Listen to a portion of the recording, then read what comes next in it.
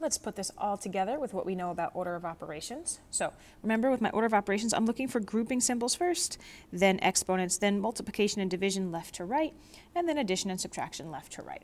Okay, so I see these grouping symbols first. They also happen to be absolute value signs. Okay, but I'm going to do the math that's inside them first.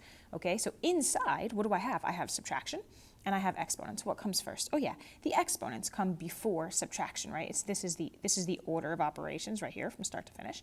So I'm going to do this exponent first. This is 3 to the 4th. That means 3 times 3, right? Look, I'm going to cheat. Look, here it is. 3 to the 4th is right here. It's 81. I'm going to do a little cheating down here. So I'm going to do this math. So the only thing I did on this line of work was I just did the exponents.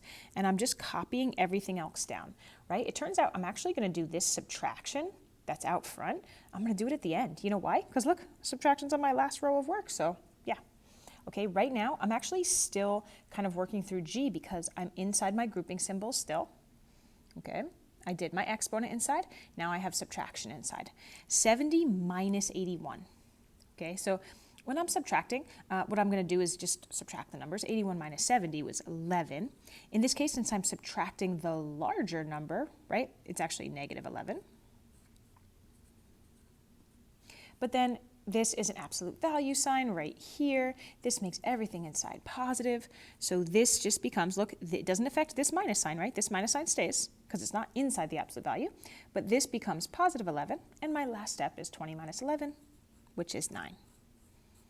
Okay, so again, I followed my order of operations, and there were some exponents in there and absolute values, some tricky stuff, but I'm still just always following this order. And notice that within the grouping symbol, right, there was actually 2 operations, and I just had to follow the order, right? In this case, it was exponent and subtraction. I did the exponent first.